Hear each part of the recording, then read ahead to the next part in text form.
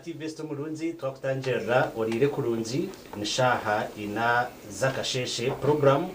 nakadara kandi elizoba n'urwa mukaga ebiro 30 ebyo kwezo kwa katano umwaka ugw'inkumirana na mukaga mushuganisa ndi Elias Ritubusa kandi izoberi tuija kutera touch pango munonga turebe ahari government enseitorinwe ba cabinet ebaze kuba nerondwa ba ministers tuija kureba turebere parliament yatandika nayo tuija kugitera mutochi turebe ndebere by the way ba MPs bara active actually no parliament abinje bashagiremo obaro plan zo kwija kujonjera ebyo naza kubitera mu tochi tubase kuba natureba ba minister ababarunzurwe baza kuri mirimo yabo hinaba droppingire amazina mahanga gutubenteka mutugarije kubura list byo nantuza kubyanarayizinga kandi turebe na emyaka 5 ombwebembezo ubu nahaza kukorwa ki na ebitarakorwe konkana na omuside y'urubajo rukhabura government nabo turebere baronda leader wa opposition kandi honorable Bright mwino mu studios aside jonaija kubana jebembera tushobore ebintu kwija kuba nabitambara kucira munonga omukongera kucekinga government ahariye bibiye kubiraganise obunde kacererwa gukora mu studios ngoko nagamba tuine mu honorable Muhumuza Bright no kibina echa NUP akand coordinator ahabwe changa echa burenje bwizoba tuine honorable abaho Christopher kandi ugano wa ANT Ningash Ant hamwe na honorable Vincent Ntebekine Bright na nyendangu amurundo ugo tutandike niwe ndamuse haba kutureba babari munonga Rutubusa abari kutureba nibanyita Bright Muhumuza kandi ninye member parliament wa Mbarara State House o tararahiri abantu basinjire cyo kumukore kiriya kuba roreba rakatwikiriza tubaransinjire akwa kandi umucome abantu bone bacimanya akaruba gatebera bakatera meza utagwerwa muti akaruba gatera meza banyibiro buruguru kuka abanyambarara specially Tramba abantu bacamba abantu hari munana aho zara katare abantu ba Katete Karugangama Nyamitobora abantu abona bakantera karuru rero wagwa abantu abururu kudaje kurwo mucome nashanga ingunyi no bururu kakaga 6000 votes haruba MPs binja barabira mu bazo parliament bino burure kumishatu inana bishatu anamaze batabuhikizo wanje kandi ntaruho bije baza ndatirora agent so tubati maisa ngo bo barakakibara abankomere disona DPC wambarara bakabanya ngo babatantira bucome ngo bwa MP na butwara so konka ndinimwe ndiho endwara ndiyo ninzira kuruza parampara zibashangiremo konka cumu runji zona nazikira zibasha tugine mu ndwara ibashangiremo mu paparaza mahurire arista uko batukajireba ari ndwara zitakuca amahoro bakari babi nyoze sinihira umucome zone nshanje nzikira kandi yo ninzira gurura nigenda ko baretera ndamusoko rwo mu national platform no kubamanyisa ngo tuzinjire cabinet ensya bimbirwe obukitenesa leader of opposition Joel Senyonyi twataho Paulo Mweru onka kareba rebi ningo bakweta chief whip wabantu bitu mu opposition mu parliament twatekaho onduje umuntu bari kweta uri nambeshe abe commissioner wa parliament abandi bona batunjira bwa ministers obwa shadow ministers kandi tekateka undi batakugeza gukora ibari kubasa itwe nkaba opposition tukabeta kuzo mu parliament abo kuba ito kituru kwenda parliament no kutegura ihanga ry'uno tegura bizibu gihanga ibizibu byanga tukabitegura rukoresa parliament yonga because mwazo mu parliament muri ba MP chinana bari ba MP 500 taruho mugasho kuba mwine mutuguru konga nikukuna kwijatifa ukwijatifa tubasa kuza kuhiyo government kuko izo kugira bina ebiture binaterateramo abantu behejere kwitegereza ngo ari ubuzima. So we are using the parliament as just one of the platforms, the platform eri kupata kutuyamba okumana tugezaho koreka oburibwe nguzi, koreka ubwagambe nyenga nebinde bitabonire omu government ya NRM. Webale munonga mututeja amatu musinike za message mutuhabure tombe kihangari yetu. Webale munonga Honorable Bright, Honorable Vincent. Yabare Nkabura gabega ryamazarwa gawe tinda chimanyire toratwesaraka. No gambanya we ninga. Honorable Vincent. Vincent. Abana bamumeka usebreting amazarwa. 22nd I had it. Wonka it was not all that big. Wonka nishemerwa ruyaraba mwishinjire. Kandi nishima narahanga kushanga kakurosingo mwaka nazo mugundi. Abo kutureba mbanye Vincent Tebekine ninye media coordinator wa NRM wa Western Region. Kandi nyenda kutwara ndamusyo mpango. Koramsia Secretary General Richard Odongo is watching us right now. Yes, he's watching TV West. Kandi yeah, Yankore Senawe General language in Uganda. So ni musima aboko chinga TV West. How do you survive in Uganda? And I want to thank him for the real activations of the duties they Ngachibina itwenare muriya we are happy for him, and I think that's why Mzee has retained him as Secretary General, though not yet reshuffled, but I know he will keep serving the party as Secretary General of the National Resistance Movement. So mtegasha program nanye nienda kutwara umugisha ku Bright yagamba kongeraho kace abanyarwanda betegereze ngo twine ndwara ya Ebola iriene ritwa Kongo ne ritwa borders na munonga abantu abo kurwokwe no manyamba kira kurya ibintu bitakwitegerezwa no reba ito nkabanyankore tugire mico yitu tugira culture nango Uganda no kutwara zamu we have a culture most especially ahabyo kurya tukufu kurire ukashanga noza kurya ibicere kushanga noza kurya ibintu bitari mu culture yitu kuribwa konka mwene ito abanyarwanda twino kwe kuma munongo kuba turya mu society ya East Africa turya mu society ya Africa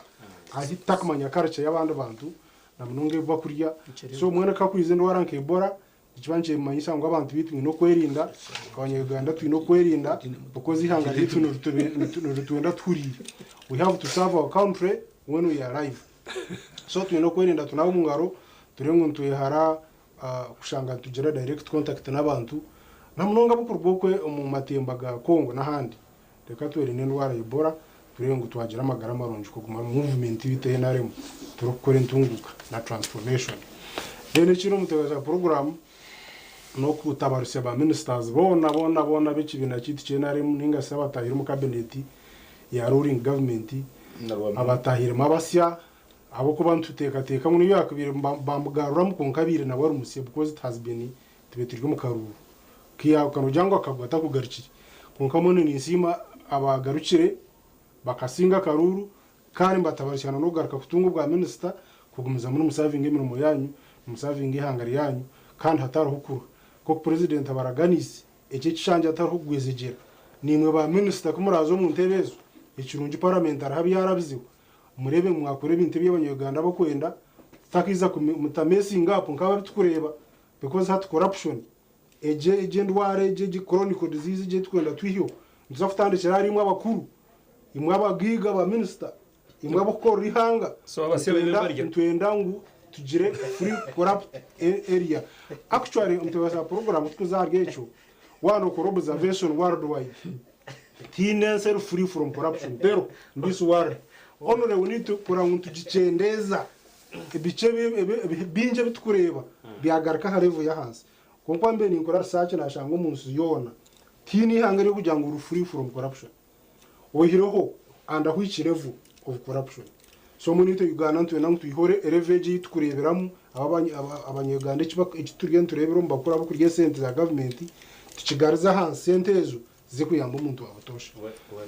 webare Honorable Vincent, Honorable Chris twakwakira webare Elias banywani banje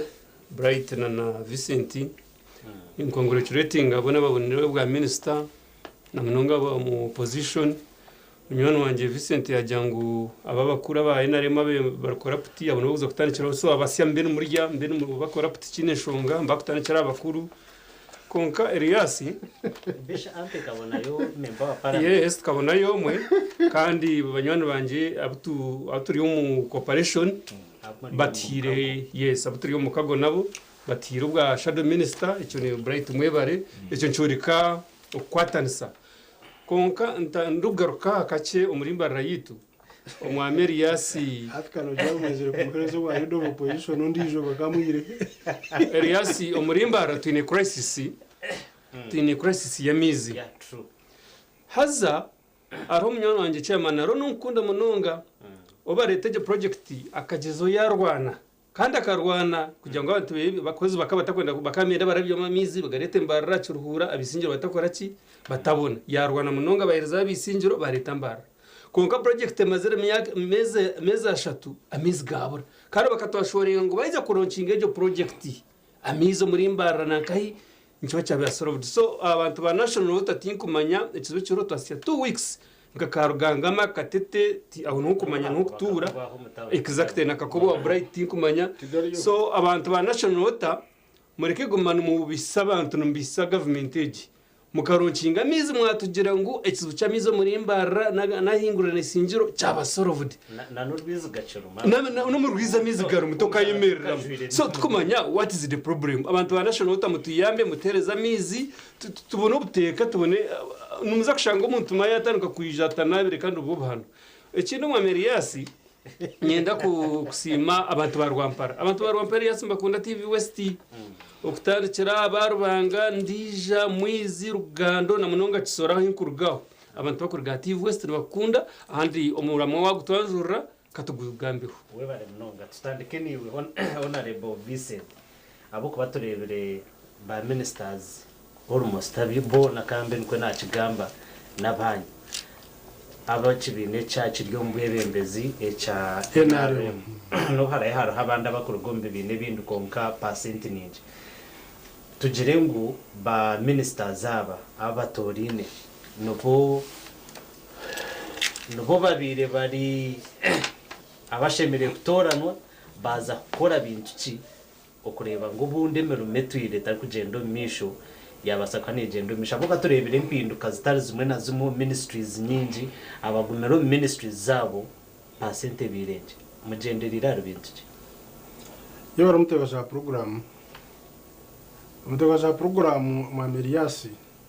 ndakishire acha ba ministers ninchira kukotinga one of the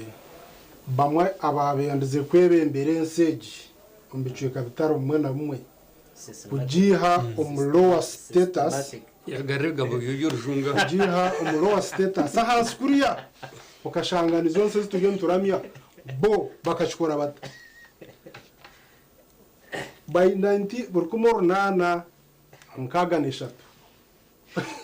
iyo na Museveni akaro mwe bembezo mwe mu United States bakamweta Abraham Lincoln amushijogo akashangana ngo America nuko keriyene yatandikire kurina ko kurugayo konke kizambire akar president bikuna mukaga umurakara rwa president mu America haza kagira ati umuruzungu ningasho mukara kabakubuzi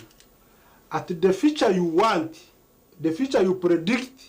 you are the one who makes it. Iwenkiwe future yorokwena ngo juro misho na munongo mbyo kutebekanisiza currency yawo nangu niwo kuganyirwamo niwo niyo shekwano biteko mungora kuba nangu ti yakomaho yagumizamo yagira ati abantu quotation ndiyo jat all people are in divert, but if you want to test the character of a human being or a person, give him power. Aho yagamba ki twena abantu ntubas omu universe we are called the people twaturiya tutine bukamu twaturum kare ntwantushana omurimo rwito rworo konko umuntu warenda kutestinga emitwarize yene mitwa ne mukore muherezo bwebemezo tibembere cicwekeki aho noja kumanya ati character y'omuntu ogu ne shit nanguti yakomaho yagumizamo cyo ni nkirizo ekyo nokiriza ako Museveni twamurebe tiyakomaho yajuruza na history yagira ati history is n'umuhanda gumwe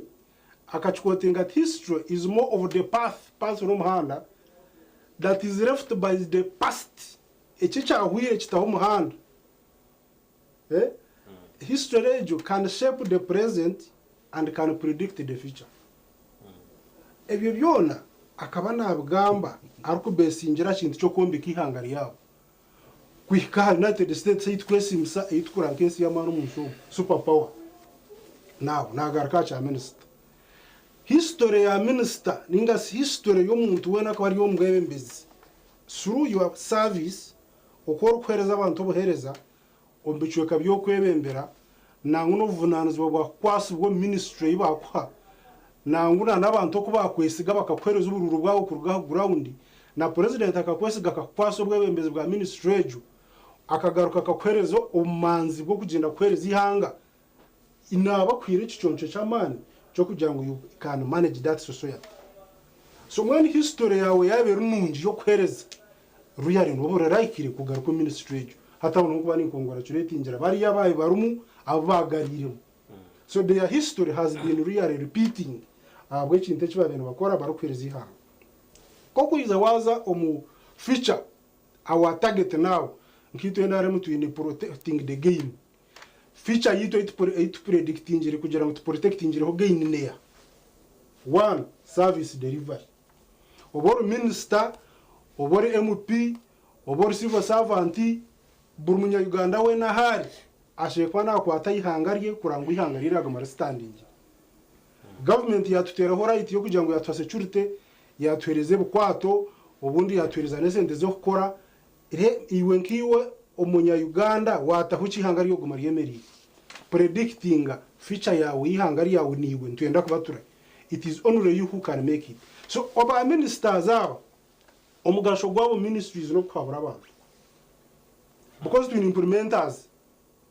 no kwabarana no kuteko na no bashakire bashebe kwa bakora ministry implementers to local government sino rature tkarita decentralization to giteka local government so minister president yakuchoosing akakwereza bwa ministry bwa ministry engage umurumo gwawe no kuranga ministry age kurugeruguru ya ebintu byabagwa up to the level y'ecyaro abukuba iyo nka minister niyo kuba no leta no soroje shongaze kitongorezo na commissioners bawo na technocrats baha district kurangwa ebintu byazo ministry mu na budget ya ministry ya gasira abantu b'abanyarwanda so mweme ba ministers tubarebere bona babatiro konga president arabagize ratu no abatingiza gukora nabo it means their history has not been repeating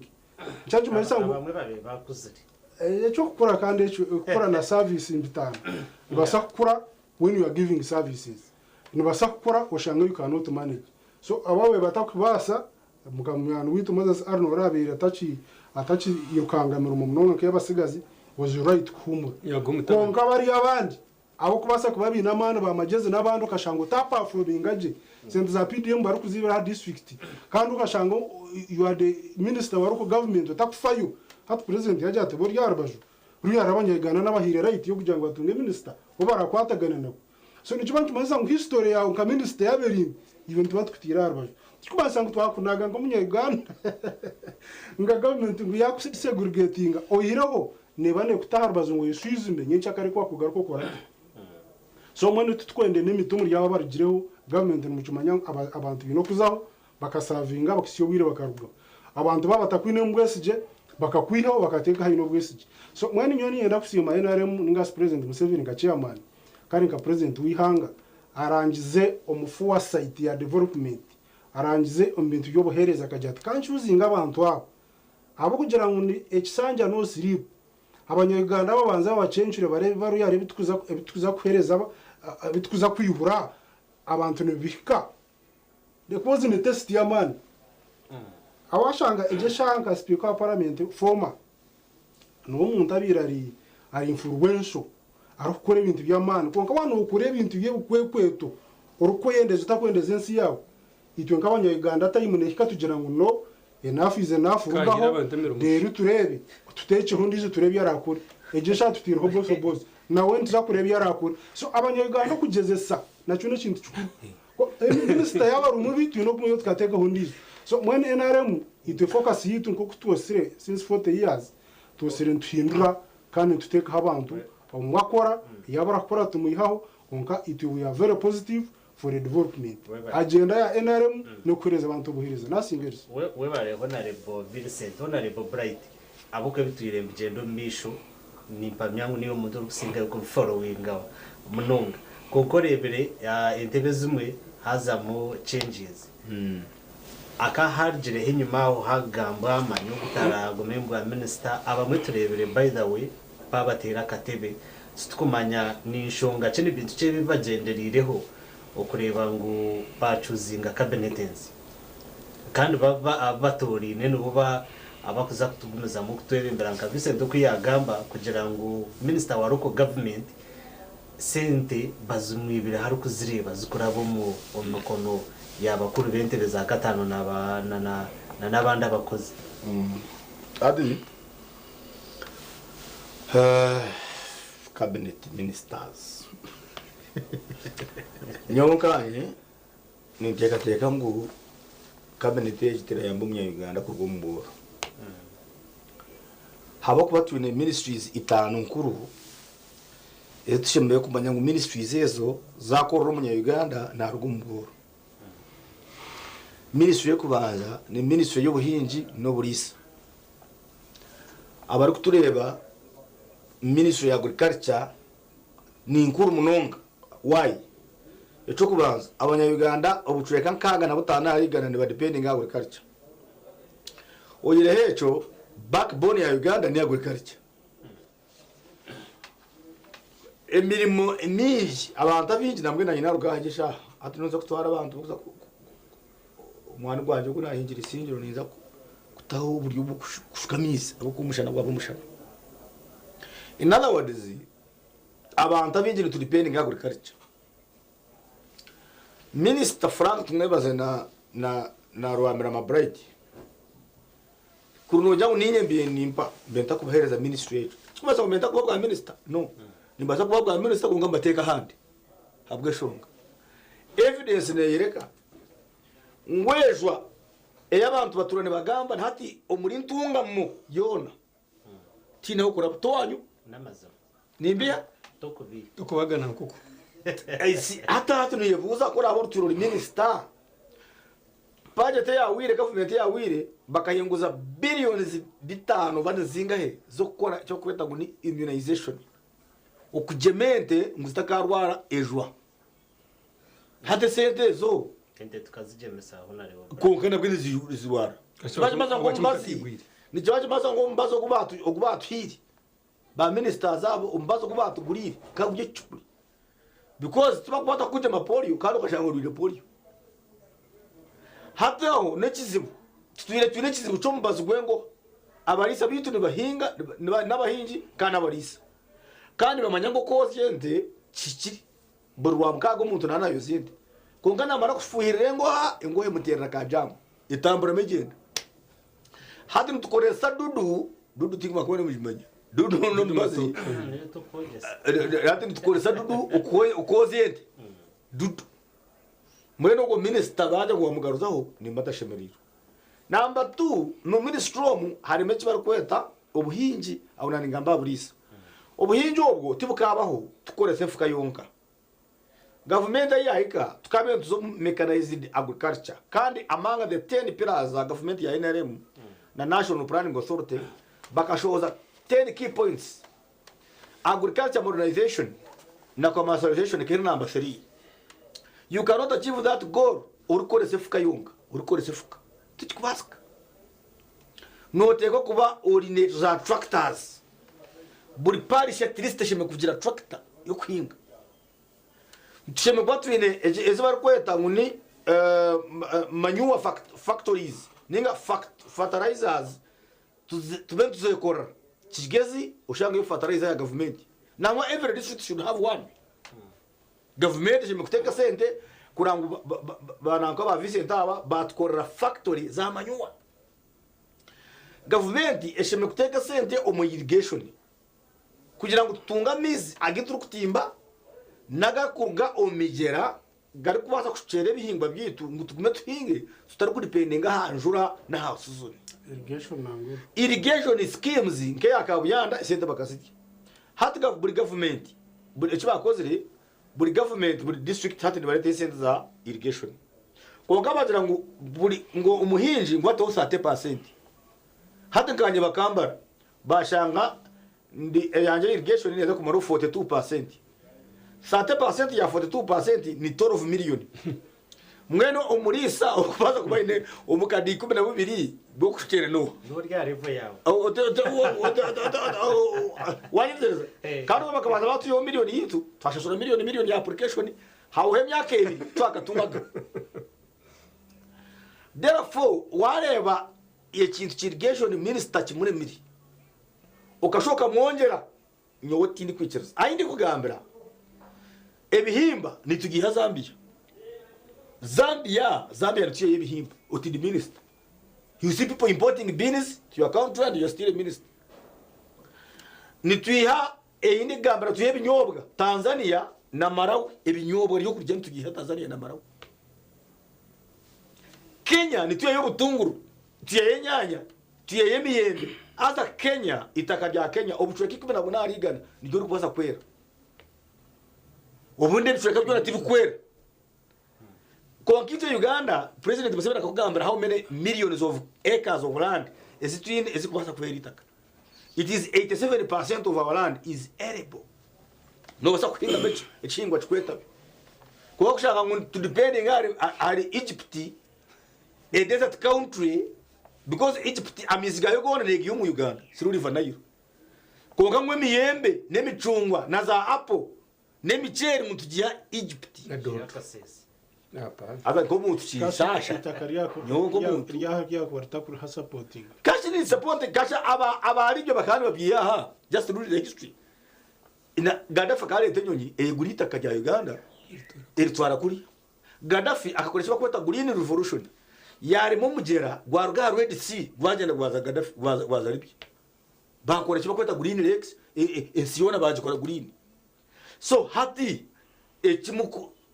ministers ba agriculture chiba kozire president ushazira mu gutaka mbongere kisanja nikiyo. Number 2 ministry ningamba ministries inkuru zonka ministry ya health.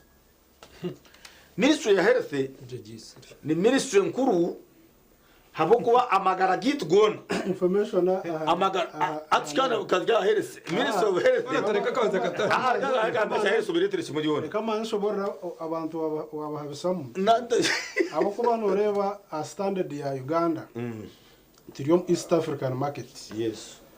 So mwani twantuiha arwaja mu Tanzania tuye kinemiyembe Tanzania to machikureyo hata nazawota beroni as I speak now nazawota beroni hata nzijam omuchere ngurga Tanzania market East Africa. Africa. So Tanzania yane tuguze bintu aha is not really kurayi manya no problem kandi ito bicho bitu niyo twibiteka so mwana program transfer economics abunda abanyarwanda batakaci twara ngo mwene bitwara sabiona ntubiyahe kongatse niko cyakubekiri the sake is in a common market ya East Africa. Isi toshime kuba noza owamuranwa kuguhumuro kandi ubwino wawe. There must be a problem. Hati enyanya obutunguru Kenya ebihimba nyoti naje ngutwatu importing emotoka mutiz bad tinachigamba tinaje ngutwatu importing za cameras mutiz bad tinachigamba I didn't complain we import phones tinachigamba I complain kushanga ngutwinita karyitu obuchweka kinana na mushanjo arigana basa kwera twinamizi tunerex buri ever sabrujo na inenyanja haza ngo twimporting ebihimba no chikusa iwe cyakita kusasa it is okay agwa abitu kugambira ati barukushana nyonganye ngo umuntu nikinsasha wakireba konke ucyakirije kiz very okay hatka tuza ministry ya health ministry ya health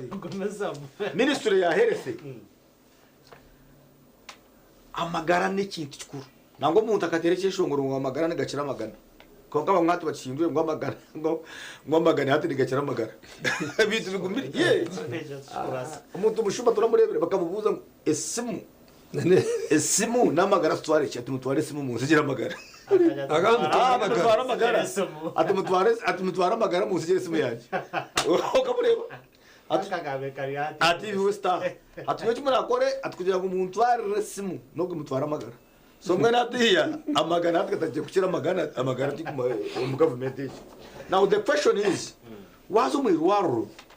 ya government bakagira ngo wijana katabo sebo akatabo ashingira kumwe nikibaza ko washa bakatabo no baso kubotine membazi because akatabo kali cheaper than medicines panado akatabo nikagure sentenche kukira panado mweni urare litakubaza kwa akatabo chakwaza no tawo irwaro biased. Number 2 kushanga marwaro gari mebicheka bibiri aboro irwaro ya government aboro bari side yabo abagiga bari side yabo kungumu irwaro ya government kandi government kabene kora abantu bone nata nanyine sente zanje ishemeye kubaniza umu private health facilities for example zikanyura mu mutamu tingura kuziga amazina mwena hati kuna abeni basa kuzomu irwaro rwe bikona bakandagurura nkazari y'abakandagurura kandi agwakiniza kutabanira no buhereza bwo muntu waburijo omwirwaro rya government kandi ayikayo nkaragira ngunyine sente zanje nti bantu mwirwaro omu private wing aho munako yanaza kuza nkaragira ngunyeho mukazo wanje naza kuzarura omu private wing omwirwaro rya government rero munako we yamara kuzara bakamunaga hasi omunako yamara kuzara omurufaro ringa bo murufara barikundebe byambarra ubundi awaje kubera kubabirije mu nsasiri mwenu umurufaro yeje yambara yuko kumara kuzarota pa 2 hours bakuyiho bakunaga hansi akwa hinondiri aheru bakaba banaga heru kutwa complaining ngati batiriho tenti cha tenti changu nibabato mutenta ministry etari kubaza kombeka ward nango no yakotetera bitanda konge ekombeka nko cha ward kirimba cyo kugira ngo umuntu atiri stembe hitaka mutera no umuntu yamara kuzara nabaye nibizibu kumunaga heru mutenti kinshasha ko umuntu o bakwase ministry jo bagereza kuri siba ry'umunsi. It is not his first time arabiro minister wa health first minister ya health naka kuri siba ry'umunsi narwa kanungu kambuga hospital wayikaho n'amatongo kambuga hospital kakoraho nimpama yaza gukora ibya n'amatongo nesente zo kushusha tiziru abakanungu ni baraguruza sizi umurwaro rya cyacu of Uganda sizi hati waika za rutengo ko mundo kebuza kanungu ayi member parliament ubwo arikuruka kandi akayabiro minister wa health nyoni tekateka ngo nimbasa kubata kumureba mu hango munonga cyo naza kutiyamba habo kuba ihano ndanurare rihanurwa orarebire mwe ko arabe yagarukayo kujunwa katumutimba bazi aje tumwe n'ukiri kikandema.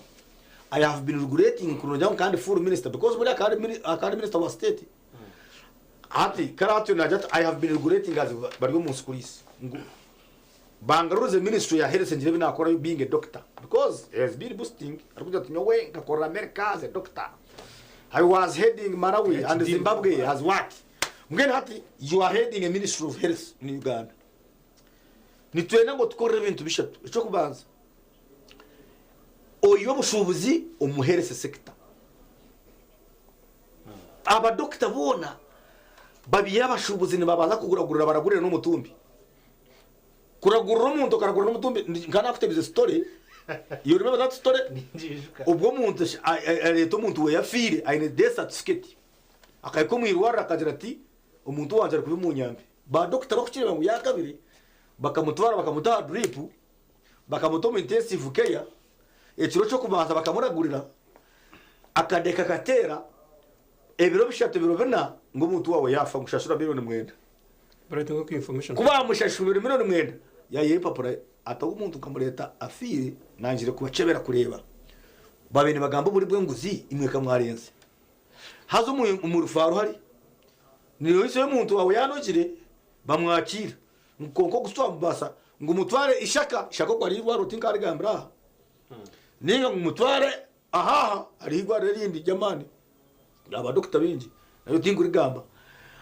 kandi yafi because it is a syndicate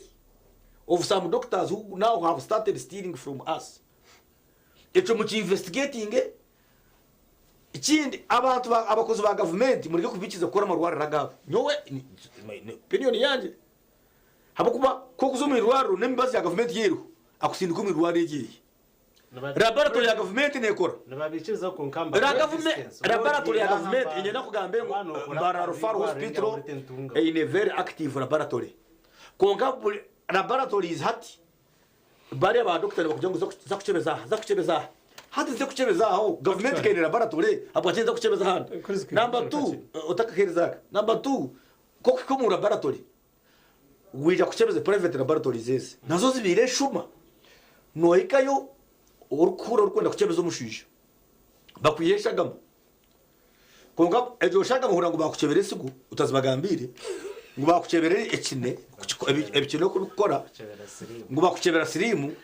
bakuchebera umutwe etari request ya yes odakuja ngo kiti twakora assessment maybe it is a doctor's request twakora assessment ngo hato shange ngo doctor ushange ngo twende mitwaro shanjo bakuchebera vitamin kuza kutebera kirungu atwana kutebera kirungu ngo kuza kujaba yabone mu ati ganye beni chebeze ndwara nke makunyashatu bakaza kunjebera vitamin B12 emitwaro mwene neshweka kuza kuchebera aho kindi so ate baza kuchebera ibirungo kamushanju no shaka kuri kubukagade kane yabindi abata bijati laboratories zibire shuma zakira n'amarwaro so Ministry of Health muchebere laboratories buri health center ya government yazo laboratory buri health center ya government yazo ambulance kandi buri health center ya government yaje bazi n'abakozi barakuba ibyo ryo kubashaba ekakoreze kana laboratories Mbara Regional Referral niyo ene lab equipments zingomanyisa kugira ngo bamera kuchebera umushwija bamera kuchebera vitamin K yanagamba bamera kuchebera esugo niene lab equipments zamani ziri zo mutindo zo muziri recognized mu Uganda ngo kuyagamba wazayo utari bataka kucengaje iyo mbakohereza nkahi ko kabamba kumanya nko gati yazayo kugira ngo no wayenare hatugo ni wakora kiri wakuteke cyakandi amtumbi wanagamba no kimango mu rifaro hariya kuza kuyayo mutumbi gwawe no teka gora buri muntu tekora gora no kimango waferwa mu ntaru rifaro nakubera expensive kuya mu mutumbi gutwara because you have to pay wotabonere ngamba no gakatere sumu umutumbi rifaro yindi amoche bari bibira kimwe amazi yes no kuyayo mutumbi go no mitwari 15 kuyayo so hate echo therefore aba health nimba shabamu manyengo okuragurura ekindi kinkwenda bakore minister baryo munsi tweki bakweta health insurance echo because namazima mtwenda government turaguruze konko ubu na government ne basakuremererwa okutweme baziyonere kumara umbwire bo tkugenderaho mbwire nice nk'abantu baburijo ite mutkore kirajo cha health insurance buri muntu agira gasente gataki yato mu government ngo muri ngo kujya gukora arwari bamuragurira nikinshaje kushanga ba doctor ba MPs bona baragurira za Kenya baza za nangeji za America derito tufanke mbuzi mazima kesiri ministry ndijo za yakashatu inkuru inkureba ngo ne basaku yamba abanya Uganda ministry y'ubwegese nemizano ministry y'ubwegese nemizano abazire bona hati ne bagamba bonka nibatambura ni babarenkumu habwa school fees tari kindi government erekera abashubuzi ba taking over that ministry no shanga education officer ninga senior inspector of schools wantunga mu aina mashomero nkashatu owa rukunjiri aina mashomero nkabiri minister wa education miyingo aina mashomero nkashatu mukono hato shanga ngo notoze nababwibiri inspectorship kubona kebera amashomero ga government ga performing eje he is competing against government schools nesente kuzikwijana za inspection takuzayo naye nangwa amashomero ga private gakoreje kukira ga government kana ga government gina abashomesa bari kumara batendekirwe ushwe mu private schools enyingi zinabashomesa batatendekirwe government ina abashomesa batendekirwe je n'ebirasi biriho byombekire most schools nkanye nizimanya konka no kushaka kugira ngo performance y'abantu why inspection abari kutebembera nibashobora niti kutira bakantu ko bushubuzi muka controlling school fees seribasiyo bari bajingura mu kugira ngo umuntu agira umwuga uguyagira ki uguyashoma which is okay konka school fees rero nemara abaziri president akatugira ngo ni UPE ngo abantu bone kushomera busha tari hishomero bakushomera busha terero mu Uganda yo ngo abazire bone iminerezo nibeshere ko mbazire ngo abazire basitamire ngo bagira ngo batuka school fees kashi umuziro takabasa we nabo kayo n'umwana kandi waka no mu Uganda because sincerely speaking hari umuziro takubaza sente nemitwaye batakuzibaza arugo tibinji ko kabaruho kandi umangu baro hata abana babo tibarashomera tu makaturaganisa ona rebo summarize bakaturaganisa administration ezindi niza kuzigamba mu cweke kindi mini bakaturaganisa ngo nibera kurisa cyamushana abana bitu bishomero in Kenya in Rwanda in all these developing countries abana batuka cyamushana ishomero government akahunga mazimagaro ngo tuyimba abana ba primary schools only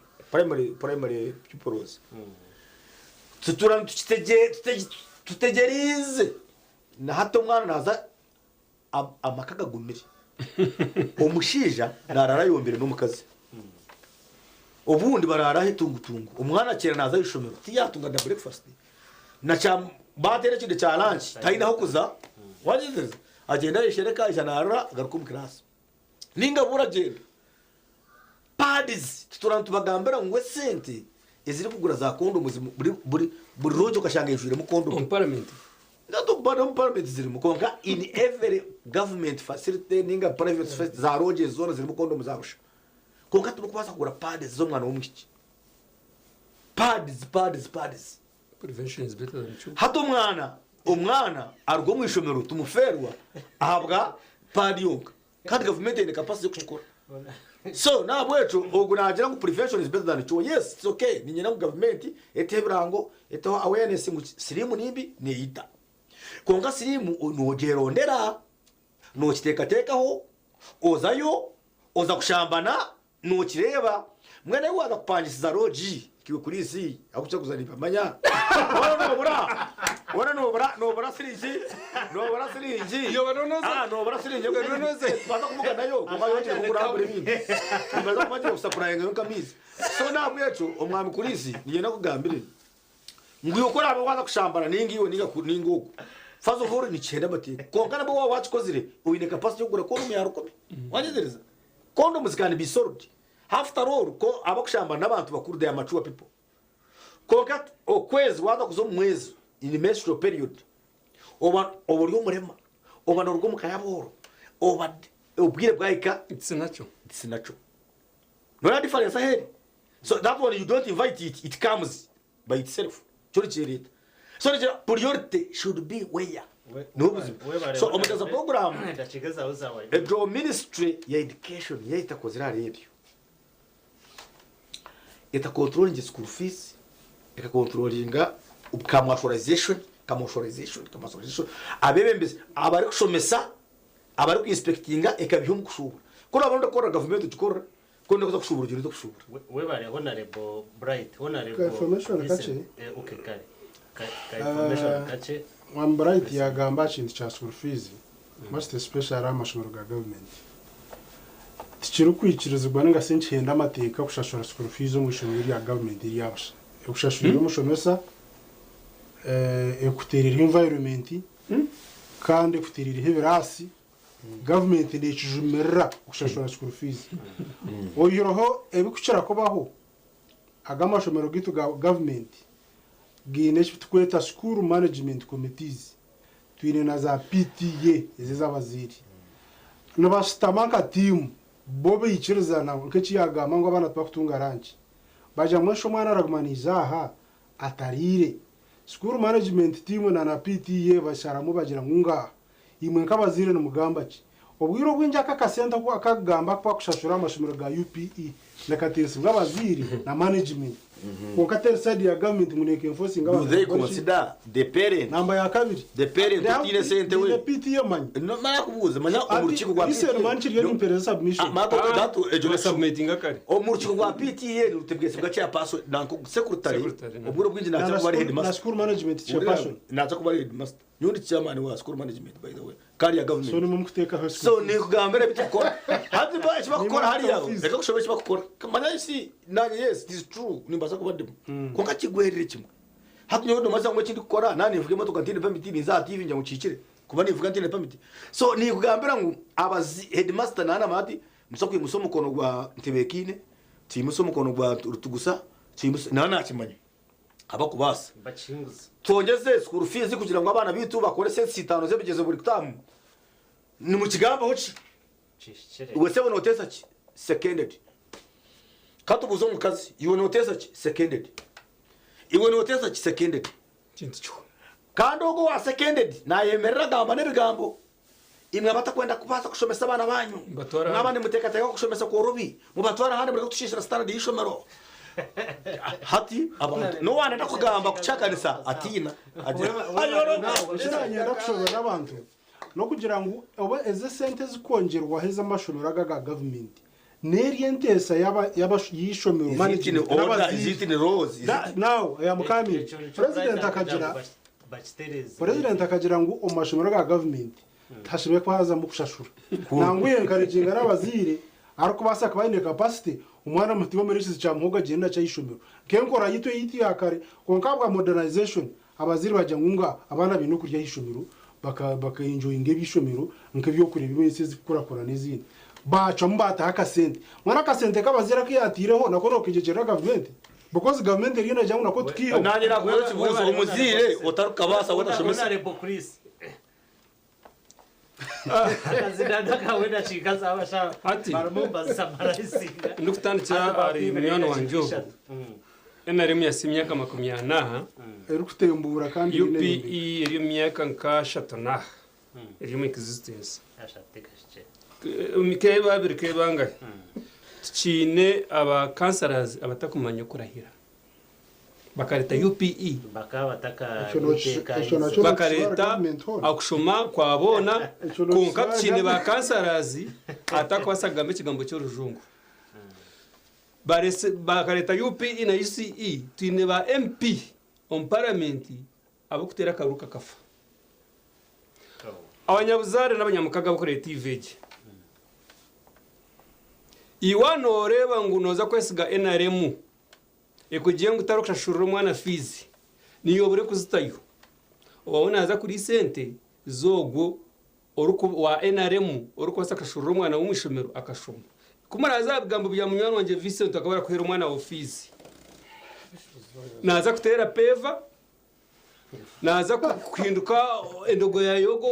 ya munywana wanje Vincent so kiryago y'umuziri ako NRMG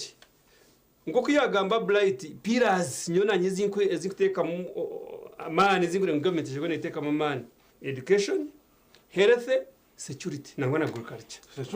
ezo pillars ezo honorable Chris aboko bano bure wagamba ryebe bya obyo kwera fees percent y'abana abakuzo mu mashomero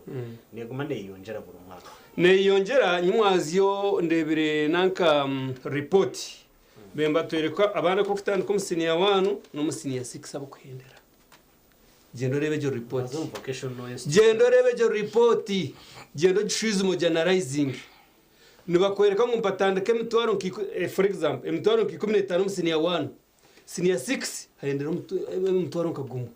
haza siniya 4 no shanga batana katujengo batandika mutwaro 15 siniya 4 mpahendera mutwaro kebiri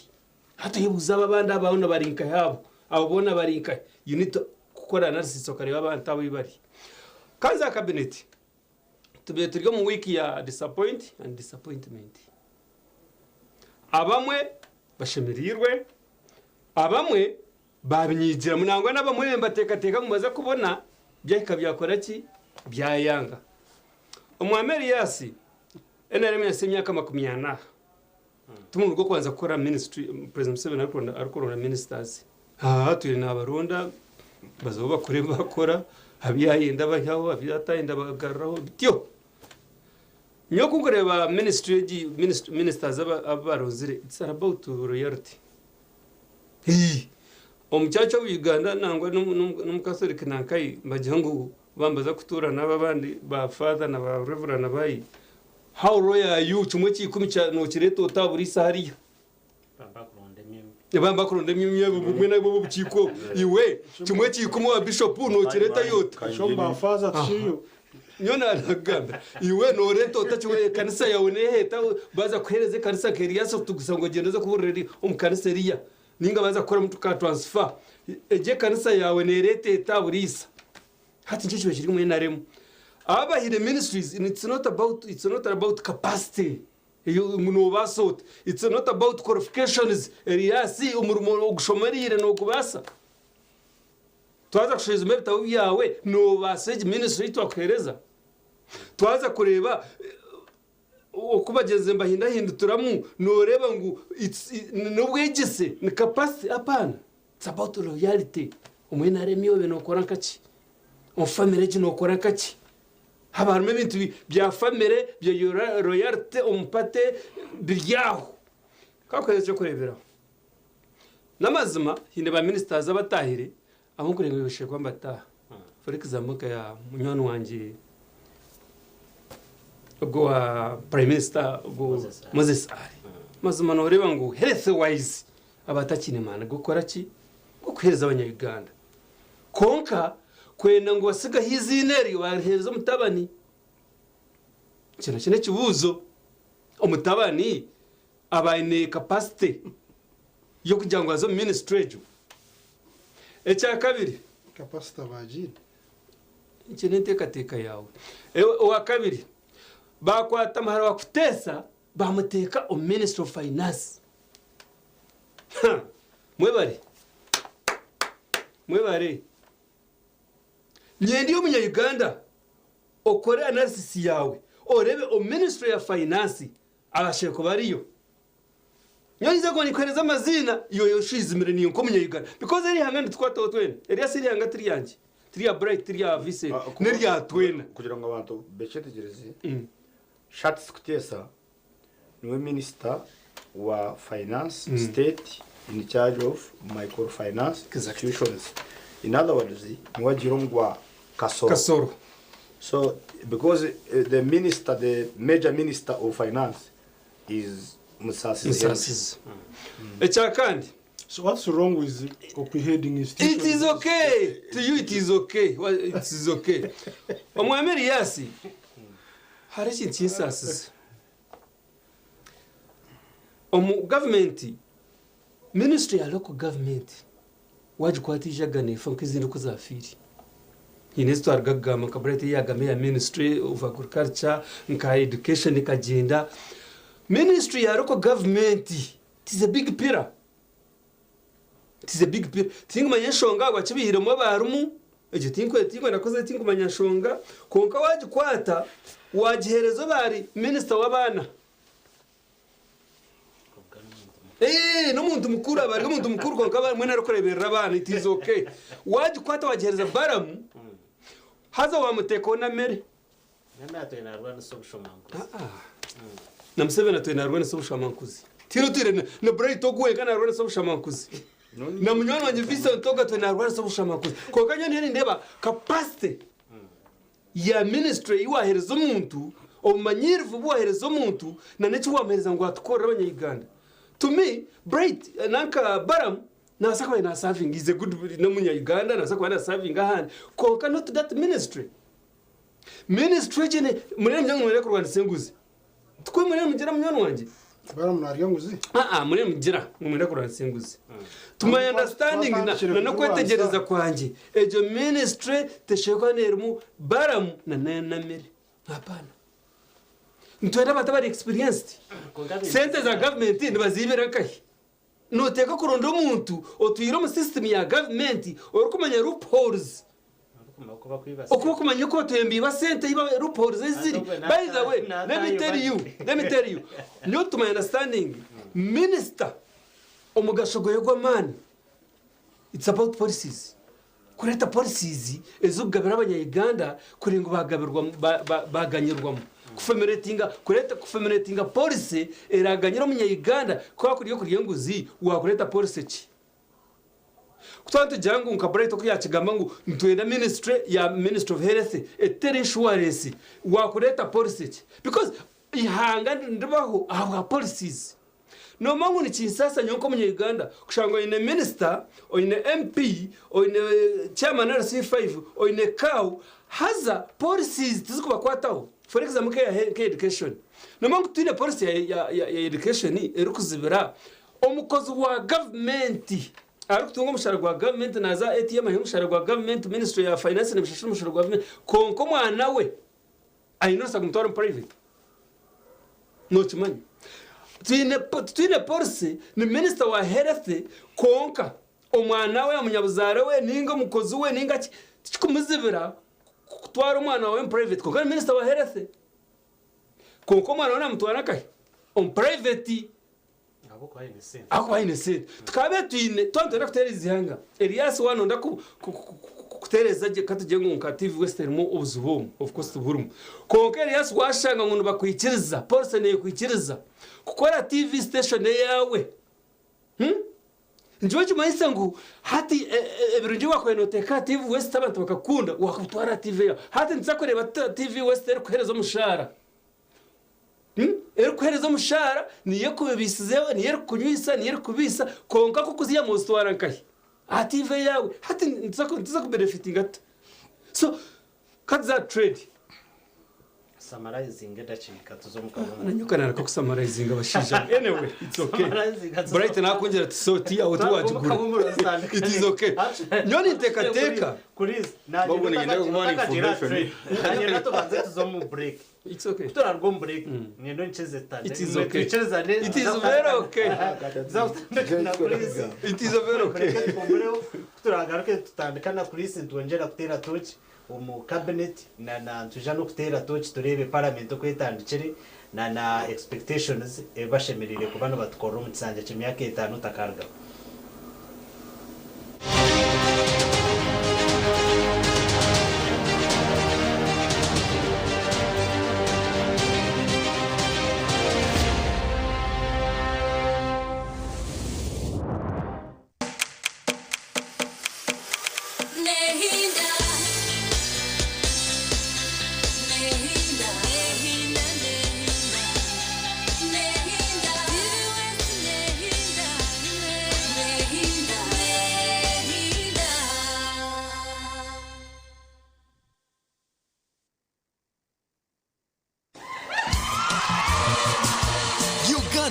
The National Matters Choral Festival 2026 is here. Watch and witness one of the most beautiful celebrations of faith as we honor the courage, sacrifice, and obedience of the Uganda Martyrs at the National Matters Choral Festival 2026. Don't miss the glitz and glamour as Uganda's most melodious Catholic and Anglican choirs come together on one stage to proclaim faith over fear. Send us a video of your choir singing a hymn on WhatsApp at 0776 877 528. Include your choir's name, church, and diocese. The best submissions will be selected, featured, and awarded live across all Vision Group TV channels. The National Matters Choral Festival 2026 is sponsored by Uganda Christian University, Pepsi, and Equity Bank. Organized by Vision Group. Ombere kwijejuba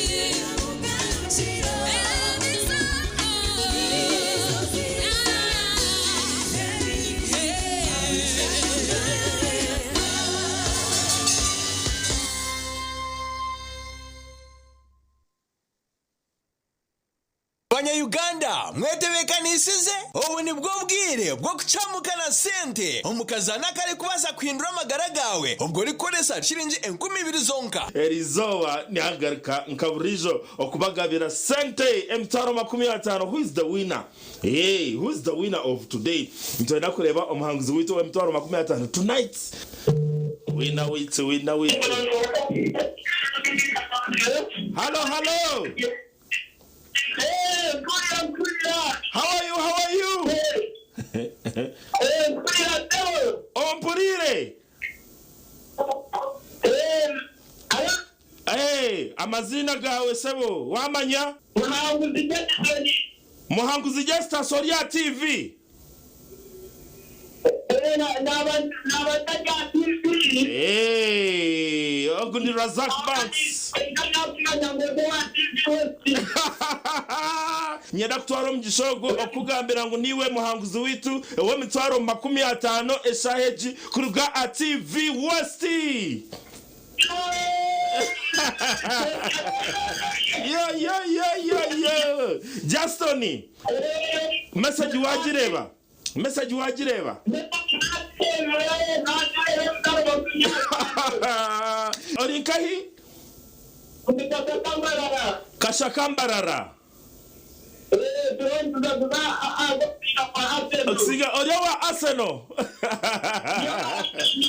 Arsenal Jew. Ngweno tarindaho terasta bibira chatu na mnana star ishatu star 10 hash oyegito mukazano bugahati akaroni kagambwaho buri hamwe.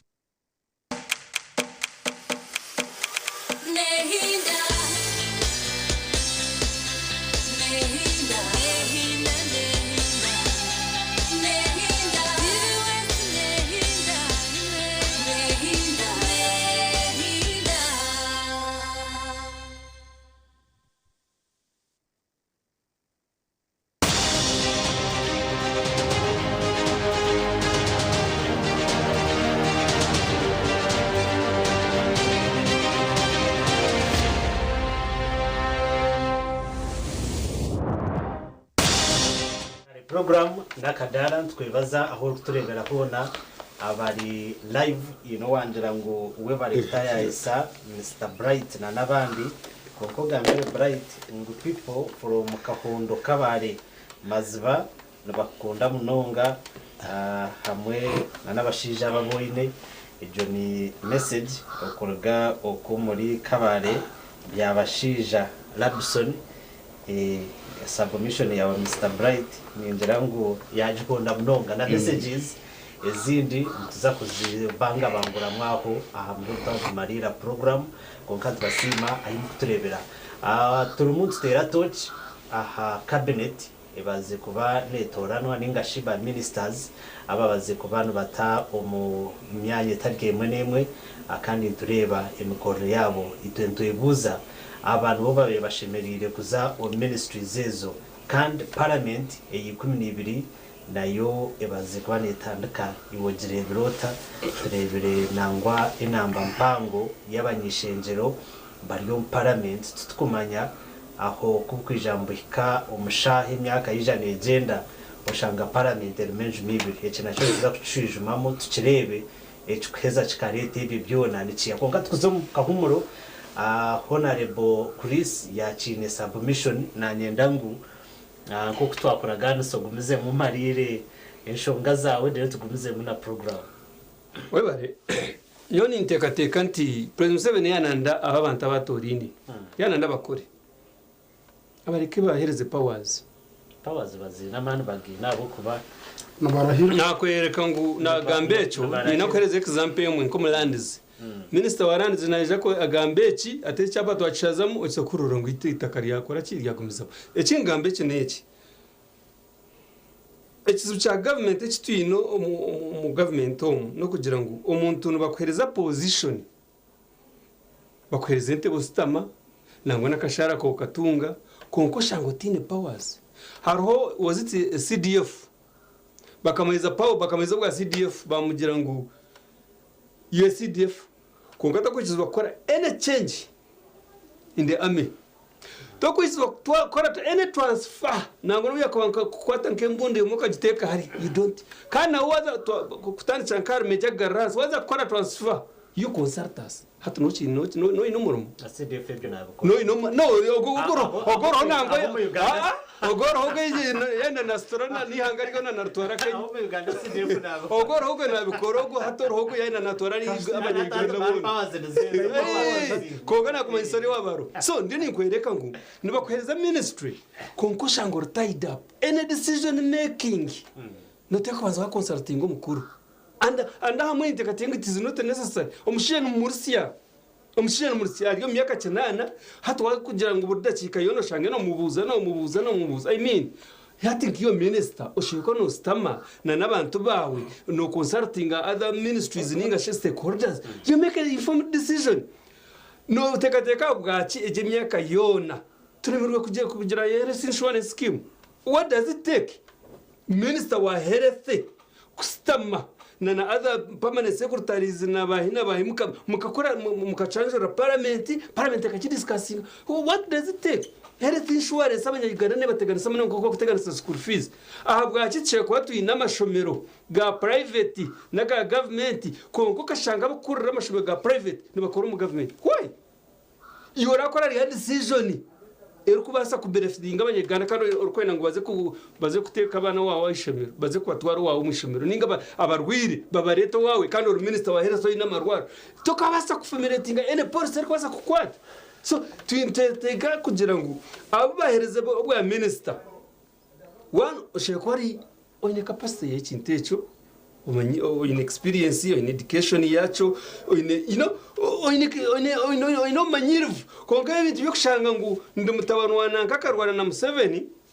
baza mucaka hamwe mwene no nzumura tukunyegamba abanyayigo haci tuyitwa batina nangwa na RDU omutsika kitira mu RDU tutina nangwa na crime prevent hasi nza kuhenderera kai kandi someri tu experience hati nza kuze ogumutano umunyono wanje yandeba misho akwito ba umutawuni no koko no kandi ni yose koko yongine ndiyo nimba nko munya Uganda so umuntu kuba yayihiri akarwanira rihanga na Patrick Kumununga so nchanchoreka ngo nana katubare bamaha ministry nabasa kujikora kusingiyo ati wakora tamuzeyi akwa president akajata babana babakiga atabona uwo nawe konka icyo kancergeho nyoni integateka ngo president okora choice y'abantu abakorenga nakora nabo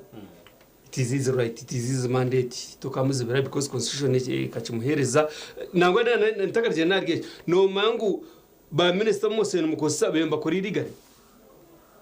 cause parliament was it yesterday but one nubwo ba proving bakaba something by 81 so batwiremba kuri rigari bona ngafite something number yone yes nyumwazi ijo parliamentary we ba proving ekabakora 83 or 81 nubwo ba proving batuyemba kuri rigari all that done and said prem 7 hereza abantu powers kiyeriye nguzi bareka kugira ngo bakwatawe nguzi yirikiro wawo togwe na musasira hati ne wampereza ministry keje ningo kampereza ubuyinza bukurwanisa nguzi nkabirukaze bakahungiro wawe ukajota n'abasasira hati cyo wese nyuma wanafu kutwagira ngo twaza kurwanisa nkejwa nanaki bayiza we kambaguzi norgantungamo honejwa ishekwa nemara umwaka mu Rwanda sejwa uri minister nargana ngona kunu yakari nargana kunuyi hona mazochegwa ntu numucumanya ngo ente ningembuzi no hakorga ka fizi nakorga ka sente ko koraguza no it is a source of income makagitu nkakunye mu western hona chekwa ntu mara umwaka ntubani sejwa isinjira bakamara umwaka kubaruka wenda kwa information ko kuambuza kandi ndumurisa no chimanya ni especially mu ntama specializing mu kuri sentama ezari bibwe koko bataka compensate by the way what life omushinga wito go mu compensating entama zizaribirwe mbazi mu compensating omushinga aba what life baka perform nazo za hawa mezanga konka of course in process tokuja munora ba compensating recero mbezi information no comparison nza kweyejwa government ejwa okubaruka ho muri ntungamo ninjira yamara kwezi kumwe kwiyabarukire bateka hoki karantine hata baryo mu kugaruka kujema maybe izindi zabe zirwe konka inyuma ho nje yagwire polio no muri exactly bari chembendera bright bari chembendera bright reka information wariya najangwe ejo yari information kwabisa abantu ngo ejo mazuru umwaka ni mazuru isingiro isingiro kamaro umwaka isingiro information isingiro kamaro umwaka kandi nawe akorwa isingiro cyo washikiriza nawe ndukhendera Abanya-Uganda don't expect much on these ministries. Ekinze kumongo kuchiwe kiri. Ekinze kumongo mwene hatka nakugira ngo bamara imyaka 20 bakora ki baronda ba ministers. Hati we yo noreba habiro cyengi cyo mu myaka 20. Yo norebe kati jongo kare ni ministry ya health to kugenda hirwa rokagura katabo mu myaka 20 no tugura katabo. Kati jengo nebyo bushubuzi tokore ngo musharo gukuregere mu myaka 20 mbahirira ministries kati jengo nebyo kushoma fees twenda tuino buchito mu nshaho barukushaba balance mu mashobora kandi nyoni shabizo mu shobora ya government tiri mu private ni shabizo mu shobora ya government ko kandi shashora seri ni cyenyingiro kiryabwawe kugira ngo iyo ko munya-Uganda oyerwaneho akoze ba ministers aba baro savinga interests za President Museveni ebe bindi n'uruhusyo weza inyongero kati of course oguyakora in deep analysis na performance ya government generally kandi government performance ne depending ha capacity no ku minister ku bajereshi arkubayini definitely ya supplementing submission yanje kana yinikiza nabone byanagamba no kireba hat ministries is ibirezindi zabasibiri buriya orichere reka manga ministries is ibiri den oje Vincent tu aro ministry ya trade na industry trade and industry mnyano wa mwebesa ministry ya trade and industry ebine kurgo muntu bakweta mwebesa Francis kubaje muhiri itwenga abanyambara twatero mu ngaro namwe naye ndi wo mumbatire mu ngaro why nyondi kujo muri baromu ndikujo muri baromu show wadi ndikujo muri baromu tukatwine factor industry mwe bakweta bakari baje tuyo bamwebesa ekene kuri metahimbwa amabati n'imismari hakarimo abakozi rukaga 600 workers ejo factory kacinga ani ceremony yesere abakozi bataha tino compensation bona bari stack abamwe bakeita kuba muhire bwa minister twashemerero twaje mu factory yatagaruka konkambara because it was the only industry that you know imyaka etane wire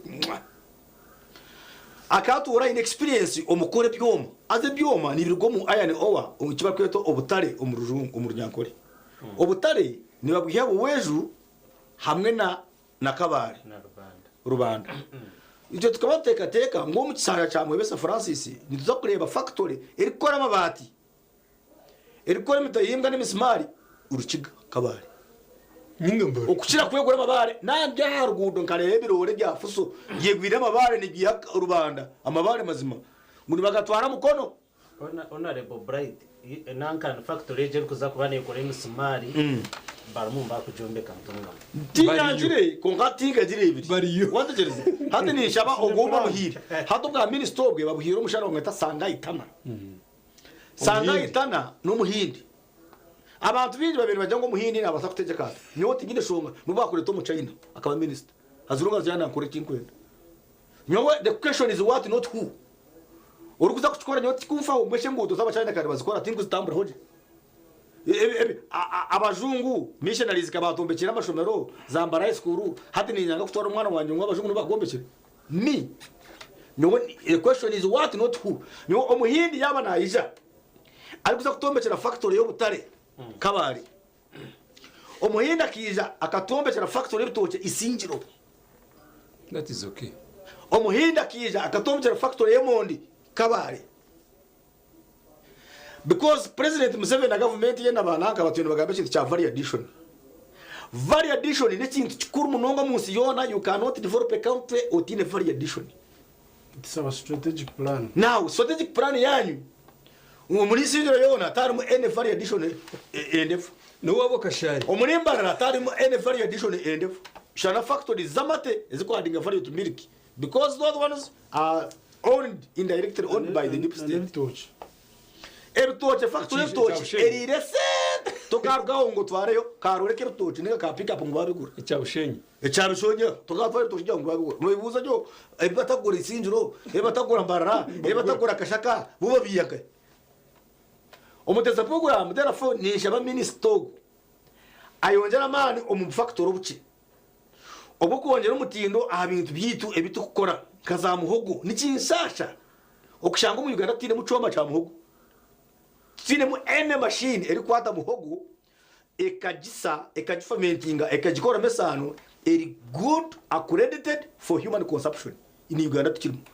egisana nemukorera mu byo bwa muhogo ni risk factor waza internet echoma chonga cyo mu East Africa kiri Rwanda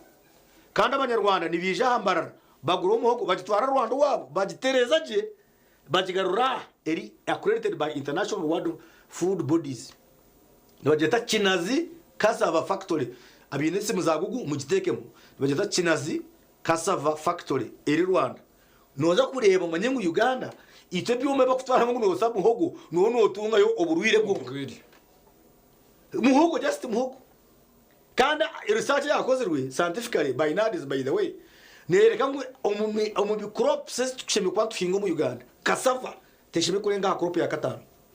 itaka ryitu ni ryakira je muhogo munonga therefore we can depend on muhogo on cassava okwemporoinga abantu batajansi ya million y'abanya Uganda twagita hamani kabanya Uganda so nora konga very additional endeavors on government yanyu timuka gitera amani mwana umugire ugo muhindi kana baturo mu factory mu system ya factories mwatamu nabandi aba ministers ba state ni intekateka ngo bundi nabata kugira cyagere cyo konka finally ministry ndijo ni ministry ya investment na finance ejo mugire umuntu bakweta musasizi one actually umwana muto mu myaka age because is inkubito ari nko mu myaka 45 atantaka imyaka 25 I don't think I doubt 40s is in 40s nikibaza ngo akinizi nacyo protecting musasizi takabiro ubujurisi bukumurumiriza ngo ayibire kintu iki kana ura bamuteka umusaga y'amabati konka kurga ejo kibayo cy'amabati tinka muhurire makantu kugira ngo numuyayi so is a true minister kumva gagatwara musasizi nabasa kuremwa kora habwa abantu abari kumuzo mu mabondo nkaba commissioners na technocrats akuba ite amani miji tukatekana ba ministers na ba politicians konka abashuma bingi baryo ko umukanso ko ba technocrats sabo bari mu bingi mwari kuyakubatwiremo as a minister of state yabamanyiri he has already identified them actually atogo minister number 1 number 2 history kugira ngo n'abakiga nabo tibagira history yo kwiba munonga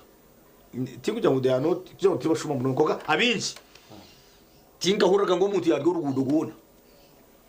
konga nkoreje ubujurizi buriho nkore turinde mu kazi bukamani mwenu musasizi ni kushaba ngo otesente omu UDB otesente omu Uganda Microfinance Center abantu bazehore bakora ama factories bakore businesses zikubasa kuyamba abanya Uganda kandi kindi kushaba umunya Uganda yakora factory agwaje musasizi ngo kuchora umunya Uganda yakora factory nawo muhereze cyo kweta tax holiday ngiye kuhereza umuhindi hako umunya Uganda akora factory aba revenue bamurumba aba UNPS bamurumba aba kanso bamurumba abanema bamurumba kandi bona bijane motoka z'amaheza UPDF hato shwa muyaba nko mushumu na business mutama abirgo so musasizi ni kushaba kintu chikore ya finance iheza bante center bari kwenda ku adding value to what we produce Ministry of Lands iyo ni ngigambo kuce because oberagira umuntu yajigarukamo unfortunately minister oberaje wa mani munonga obo kweta mayanja birari minister wa mani abena je itakajya tawo bagaruko mwitaka ryabo mbeno kuba muhiro bwa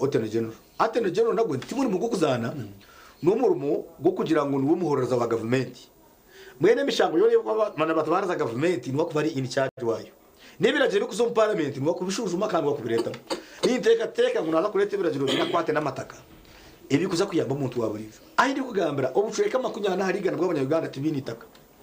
nibende kurya nibenda kunywa tibinitaka kandi obucweka abucweka makunyashatu information nga so nabwo yetugeza program amataka n'ekikuru mureke kumwakirwanisa abebembezi abaserukale abapolisi mugire kureba itaka nk'icyo buguzi it is like a sellable product nuro umuntu mutawuni oti nushobora ati nishobora butaka nushobora butaka n'izimiti n'ibihimba ni business z'abantu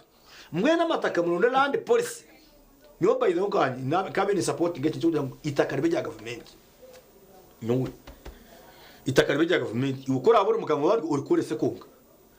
hati kuri kuba rya government appetite y'amataka cyendira emihoro abantu bakutema abandi bacendira waza kuzo mukoti emishango y'amataka niyikanyire mu mukoti conflicts land conflicts ba RDC zabo kureba bingi bona they are in office because they are solving land problems so mama na kujidemystifying once you pass a law that will demystify land ukashanga itaka ryaho it is only for production wanda kuhinga nka Tanzania nka America nka UK the government ni controlling itaka wano yenda you apply uhinjiraho ukorera byawe ugenda konga twashanga ngo umuntu ayinitaka narwaye ne square miles 20 umuntu umwe abandi tibinaho kuza we nuwo kintu mumanye nawo gorigini bona bwe bari listen right nawe no mushomanguzo tubapire now the ministry there was a program I want to make some njenda mayeta jamba kabatika twa inakuba muri ayo ninje banzo kurikize I'm making a recap amwebwaga then kabona kuza a section ndijo echo kubanza government wagamba kintu cha health kandi nko kutusira ntugamba ni tweke kibina ninga sinka NRM government nitwetenga abantu bagira ubuhereza burungi bwamagara aho kuba government keke bene abantu bina magara it is our wish unuko bembera abantu abine life most especially wagamba kintu cha umuntu kugira irwaro under the government ya government in the perspective of analysis na no leadership code na haza kuba ekitweta meticulous planning ni nko kushanga you plan with attention on something numwe nogeza ho planning umuntu wakashara ushobora muri nyankoreka listen mazurikiza nobano no tebekanisiza omuntu ninga sekiti ngore cyawe cyo kubora umu oyine kigenderwa amukarama kabakubuza ntukweta meticulous planning now kokuba oyinirwaro ya private because police teka jiro yo kugira ngo nekuzibira kuza gukora imirimo yabo kandi ukora government sema price ne byamashomero konka internally omunda haburameria micho understanding iwiwe nkiwo mukozi wa government na nekitongore cyo kusavinga because non aiming akwereza abantu so mwanaho ico nacho Ministry of Health can revise itself barebe ngo bari abakora marwaro ga government ikintu government ba sente nyingi bashahone bashashora gisende zikeyongera ba science teachers sente nezahiriza nyingi na nguna private teachers sente hati zigenza ko yongera budget age na primary teachers sente zagarukeze yongere ba making sure ngo habo hikirajuru government process irwaro ya government ya babashaho bariyo batakutemparinga na private sector ekindi manager ya point na gaba point nkuru mwenu of course government manya tukumasa ngo opposition emugambo bunyimbi abugwire no opposition developed countries tunajant developing na countries zakuzire opposition zibezo kwabura government konga developed country developing ezizirigeno zikura atimwe abinji after power ntwenda tubeba minister twenda tubeba simwa muremero konga government ezizakuzire opposition umurimo gwazo no kwabura so wanurete shaburo kwecho tabure muri giti tabure n'ongera size cyakandi yagamba akintu cha ministries namnonge aheres wagamba akintu cha cyo kwereza insurance scheme is really needed manya tukujangwe NRM ekero kubanenda ngwe kore mwakigambaho umuntu mba mwatujoga iki sinose nde plan twosire ntukigamba nitwe ntuchaba ngo kibe hano Uganda Ikibazo cya implementation ni Harrison Suarez so mwana hati H2 Rwanda sa munonga no kurangwa haragaho ubushomankuzi bwe sente zakwereza kurebyo akwa ka sente akakwereka kurebyo technocrats nkaba mwana mugamba ushangana bakatorizo kuno kandi technocrats muri kugira ngo naba NRM technocrats n'abanya Uganda harimo abo opposition harimo n'aba government so konka ebyo byora ndujya ngo n'abanya Uganda tubona ku Rwanda simbuzi ebyo kubyakurgaho ebunde bitongoro bya government bigiramani ushanga nkaka abana bo kushoma batunga ko kurya hishomero za padi zo kugamba bazugura na n'ibindi government yagumarembeshirwa standard yekikacha hibu so mwana nyina mutwataganize hamwe ko opposition ni imwe imuri na government eje yitu turengo twarwana se kintu cyo bushomanguza icyakandi turengo twagira umutuma go kundi hangari mako kuba no yuba ngecyo waga muntu roshangari shwe amarizo makumyana zitaka waba takundi hangari yawe noteka ku Rwanda si oburungi bwihanga ngo bwiyo janje mayishangu you are not patriotic so reka twana tukundi hangari yitu for a common cause then chindi twabantu turanzya okobwe byanagamba ati 40 years hatabanyaganda tine kimuraganyirwa ministries ezi ministries korekazi kabanza zikatandika rero kajya ngo tine kize yes wajya ngo ministry na za imyaka 20 wajya ngo tine ne kizira hakuri kashi ni byinshi tubanzo kareka zikatandika no big rero change kabona ko evaluation yiro also takora predictions zitakatandike so ni jato tukora analysis most of the times ekintu che time no gama imyaka 20 you are making analysis of 40 years because it has been done kare imyaka 20 yo kugambaho budget tujebembire wagireba so no jigambo wakato kagamba 2031 eitakishire mutu ntaza kubaho bushareka tugice rero jo tata imyaka etaneje habire mechi iki cyarema mutereza iki mukihemu ko kutwe kuvarutinga imyaka 20 so ni nyana predictions zichangeje tuziye mu burema tuziye mu okwegekera side reka tukwatanise ngabanya Uganda for common good koreka nyenda kugambaho ministry emwe yangere inkurane nshasha munonga ministry ya transport works and transport omami General Katumbo Amara akiza in a policy you see kuja effective cost of living mwana kuza kuturo munsi yawe kurungi munonga nateka kubaho esente nkize kukozesa mu transport low cost of transport General Katumba abe yasketchingire most especially ekintu cya railway aho kwaza kuza on projection umunsi yona noshanga egari y'umwika niyere very cheap Means of transport mutambuze ibintu n'abantu washanga wano zaka kasese uri kutwarwa imitware ibiri nko mu taxi ngo mu basi egari y'umwika rushashora nk'ikunisha njaje manisa ngo ni luggage wika kuriya tokuza kusera ngo wagenda be yayiguru haza General Katumba had begun abe yatandikire ikintu cya railway constructions kugira ngo egari y'umwika egari cheho chendeze a cost ya transport chongera amane by'ubushubuzi chongera nangune bya value addition abo kube bay ne biri affordable kugure kintu kuri ukakikuta mu value addition ukachuguza akabeka yibo so mwene ogomwa omusija wanje batire munanka bya mukama nka head of that ministry asemere ko baru yade na rehabilitating aje program za Katumba Omariza be yisiyaho ayinono babanzura files konka experience ya General Katumba ebire rya bitpa ebe yishira higuru munonga omini zezo so mwene omusya kiya kubasa kuba na rehabilitating akurunje General Katumba na munonga rirwe rane zitu zikazaho connection za zengu igari yo mwika chikayamba transport kigarika chiyambana na cheap labor yebintu bitu so jo ministry niyo concerning ne munonga no guma tujirebuza tukara minister ogwagireyo yakora exactly cyo riyawe nakora kandi ahiya yisya nabasa ku maintaining agumizemo attention nacho nimbasa kucherezaho credit if it begins from there then mangu Katumba Omara echamuheru kandi yabuko bane ndaza za topic bijida chika ndaza munzu mwene kiranye ndakoreza abanyaganda amasuku yes opposition on tubenda kutwabura na munongo areas nyingi ari mugamba twareba ngo this ndikandwi kizabe sijikaza tabana twaza kubashomeseza busha twagenda twazo mukitara cyitwa twihanga twareba ngo twasa kutunga sente zo kubashomeseza busha twata UPE hatwata USE twatawe na Nasria 6 nawe hatamba kushomera busha so you see kumukugamba haba harumenjuma government conceives it and really makes it so mwani abanyarwanda mugire amasuko mu cabinet so mwe tuba opposition tuwe no mu government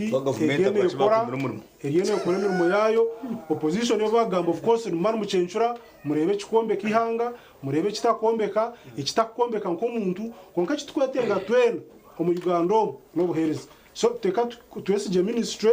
president mukamutera akaruru mukunda abembeze mbaronzera mbakunda mureke tubesije nitwe ture service deliveries baratwisiye nk'abanya Uganda mureke criticizinga ningazi kwakanisa imutakarira honorable Chris nanyenda tutambure ni wabo kuba turebere parliament eyi12 eri kustamene speaker musi kandi attendance ni njango tine member wa parliament wa misingire sofa webare konka kace ari munywanyi Vincent yanshemeze rizoba yaje ngwita opposition kutugamba bakora abanyarwanda baryokwe abagore TV nabeshengereza mwana mwenda tubone services mwana reka mare cyane mwana mwenda tubone services z'amarwaro mwana mwenda tubona amashomero marungi muzo mu opposition abashabunwe barakore echa parliament abanyarwanda kabagira countries developed countries opposition nebero ho kwabura government konko mu developing countries nka Uganda in opposition mbamo after getting powers numwenda kutegeka so mwenu konka mugambe mwe tukujanga mugambe yombi yabugwire omwe mbaro mukopapuro za government parliament auto baturiya it's okay atunora bashija umbateka tenga buri kintu cyona mbacho owning so no shara mumurika agamba abanyarwanda abuterero kanka bajanti parliamenteji president 7 cyarayende nicyo kirakorwe niwe speaker murabone watakwenda naza kora ki naza kuyamo deputy speaker watakwenda naza kora ki naza kumuya muri ko kibiri ebe mbene mutekateka ngumanyana mu aneta monga manyebiha corruption hatbarahi buri wika tubona amakuru ngo bazo mukayeye nguma bazo mu cengece nguma ngo bazo hatbarinkahi katwazo mu wiki so you see nyoka chugambira it was a political move wire it's no normal anita kiriyabo yegar ko parliament akasamenye maka akimusiyo mukona at speaker bakamwikiza ninga bakanga hakwa move kozera ki motoka bakazitwara yenda natemba nakapicheka zakitira so move kozera ki ehwire ekiko na hato focusing in parliament wagambe kintu kiri important ngo capacity ekejwiri konka kutuguma tugumizamu bakora ki bakende isi nabo bakendera mwishonga hatubona ko bari Kampala bona tino tineroni aba mwatu bari mu office bamwe batambuze poporo byo kubona roni nibenda binama banja bamwe nagama baje bright yandeba binama banja bamwe bine za kafuna z'abantu bakaragaritse be batakubasa abamwe batwatanje gwaterera amasimu kutwaferwa manya ko physical emere hatebizo byona barya so okubura parliament omwe niti tukubabuzayo because tubasa demands nyingi tubateka pressure nyingi tubakozesha nyingi hatoshanga no bwire bwo kusama mu parliament akwa ni mamwe nani mwenda nani mbanje naza parliament amurengo parliament yana shora nza kumuteka mpingo so the way kunya avoidinga parliament nakora ki natoroka cyo cyose space mu parliament yakora ki yatarika kurebekamo echa kandi bishini mwenda bakoreki kamba buzi abwo akiri mu expecting a much from these MPs mutako expecting mu chairman LC5 mutako expecting mu kansara wanyu mutako expecting mu chairman LC1 amisha tukagera tukateka MP yes it's true because been like for all reasons major okukora budget okugabura okora eberagiro yes it is true mbabikora I mean nibyo bashaka bakora konka hatubona mwenda bakore mukone zinjire okare mwene ndakunya ngo akarura kakabwa speaker kubarigiremo notekateka kwe kero wiri yaho nimuza kugira ngo bakaza mukoka sima yanyu tukasamo mukoka sintukiriza waza kubuza buri MP ukambuza kamwekikano tumwene bright honorable utkukamaza ma ukanonda taye bwa MP abwa speaker namuganda kumwene aha kuko ari kugira katari ba MP bari kintu nikwereka waje roti mwene munyoni wanje Vincent MP wa Kashari namaze mu kanundo boss waza kukora analysis kiyo kuri umunyamakuru ukabuza buri MP weno wabariyo nakujya twuka mazima hatwecha binza kugenda katwine naka decisions zitu katwine mind yitu ko kamwe nako kugira ngo tukaturi aha mukono gwa muzeyi kandi bya muzeyi ndimanya mbabanje yimache nane bakaba habiri hati yo mweno ojo joti otinkwendo boss urukubaje ikinana hazo ino riaso tugusawarire kafuna yeye akurindira gate eni tugenda mu mbirebe parliamentaria te ekomire tubine bugambiro nizo mu opposition utaterebera ngo ntugamba konka hine bikuba bikwasere hati namwe I'm very happy kugira gusenye opposition imbabare mesaga hacha mukaze bobenoza ko imisemo kora shut up nugamba ryari hati yo nonsense utarebere statement wajihindura kari pana nankoga kemusyo mukono yamja shut up sechi kuba yaza gamba ni nonsense nangwa senyonyi kiyumukira jya no twe parliament je kwani utazubwa tuyine kwereza n'ekitisa cha parliament kibe cyahwiro namwe nishaba ogo both ndebere yenda kutandaka kurungi sittings zibiri ziyasi ndebere yenda kugira mu kana kamwe no mwe kiyagumiraho akagumana atereza both sides tukadebating kandi cyakane iki parliament ni impango abantu bitano plus you cannot debate anything waba ine class y'abana bitano ori umushomesa omwe mazima noteka kuteganisibwa tokamanya umwana wa participating aje tokamanya umwana or brilliant munonga tokamanya arona n'abari mu parliament by the way bakomera barahira akwa chance yo gamba ninche wotarvoko kanamero kundebera wona imukira muzindara imukagamba obabikiro babigwire tubarukumanya abamwe bagambera baheza no kutegeza imyaka 5 ekagwa bakaheza so yani tekateka ku parliament amisho gabema kimununga webari aho kubera mu nkomo teine bugambiro iryawe ne gambe cece dende chaka akamero ndebera baba banyone banje ba pere yumba cyangwa ngwite ngumanye ki mwina bantu 15 bo mutori mureke ko yawana tumugate bukabire kwatiri ha it is okay omuteza program summary 1 minute abitantu gambe ya cabinet ico kubanza mucetegereze mu cabinet eji ba minister kwa bene batorana harimo ba minister abajiro mu cabinet habwo bakuristayo ngwito bakuristayo tukastama twahinguza bahati na ico kurebera I am not saying that bahati ni candidate wa bakuristayo kunkani namukoreza kico kurebera uka numurokore ngo cha person wa MPs babarokore so ndabira n'abasalamu bisimu abasalamu barugiro bagira ngo icyo tumutwireze kumara nushaka n'abanyakaturu kintu kubasindikiriyo harimo urujonizi ndebera abantu barora ngwicyo kamatwire ba minister bashatu obarebere abankore nabo ndebana barora kamutwire bace because bonkore babene mu yisambara kiruhura kazo ibanda ngwejo niyo nkore number rust abo kwa abambara rust nabo babene barora nabo bakabene bene because mbaraste bene ba ministers babiri turwa mpatka herwa kateke bona babatera teke abo kuba abo mwaterira karuru umuteza bwo babiri batakuqualifying kuba ministers owa sausi arya kachiku kabantu makunyeshatu aba MPs babiri bacyondoza owa nosi bamutira umukoti abwe mishango y'ibitabo ondijo mukazi niwo kabe nananga mukache kuganyo barero bamwitegereza kandi rwampara yo katete namusu rwampara akochi kasha coach to kumanya ngu abira cha person wa budget abe bintu bibire sente bona anita mungu to kuchimanyejo kandi ondijo mukazi wa bena basa kuba member minister abagwampara makamwanga wa leta ana wa turetere kizba ogwe nisa so so nabwo cyo mukimanye mu mbidini naka so ga point ringu tine encore batu bagarizo rwamerama numunda kwikiza nawe kuga mwe bamutiro yatirigirata bataho adonia naye bari ni mwikirizamu abo kwa abirari minister abirari ambassador wa foreign affairs haza ino kwa abirari representative wa Uganda mu UN so nitekateka ngo okwabe na mobilizinga na negotiation skills nabaza kujicura tukoro ministry room then twatunga umuntu bakweta Alice Kaboyo waturo Alice Kaboyo adone na rwisinjura Alice Kaboyo na rwakiruhura twatunga tayebwa deputy speaker wa tayebwa wa mitoma ni ari mu ba ministers nkabatanga twine president wihanga Professor na warho twine professor Kamuntu twine Kahindo Tafiri twine Janet Kataha Museveni twine n'abandi n'abantu bakuru ba government ba CDF ba kamanda wa SFC mwe n'abandi bona ni barugumo so ni kibaje masangu ankore muri kuba selfish niwe namwe ni kabene tekateka ngo nemyanya cyo batwira iminje bakabene bagiteka ahubwo ihanga nibyo kubagana abanyarwanda bona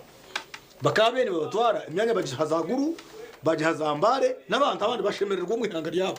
konkati wagira ngo burikindi cyono kitware ni matashemeriye omuteza program harumu abana baba ministers abatunjira ubukabo nkanamere isheba kana mweta vision simple nkashati skutes mara wakutesa nka ogo wa Moses ari nabandi nitwari kimahisa ngwati government age eriyo neyombe kikintu cyo kugira ngo harugaho nyineka hazo umwana eco ni mari mukireba transition hero neza ahubwo if you don't question ko utarabuze ecana mere abwa sempija abwa kino dokubuze cha general muhuzi kusikira president Museveni. So in other words they are in a transitional nakani ko kali intekateka ngo harimo abantu disappointed ko mwamika banda kabanda kwa naza ama television akagamba nyo abantu bizo batekateka kabanda nabaza kuba minister kundebera bamutera teke ebintu bya president Museveni najya mutaka tokamwe yarangwa amweshweka nambwe no kureba ikintu cya Pierre yo yakitere ngata habo kuba nindeba nyo uruno gambi kubina mushaje nyo tingi barebamo nindeba mu baramu wa Pierre yo PRU konk na baramu akakora karuka president Museveni wono wishuka wenka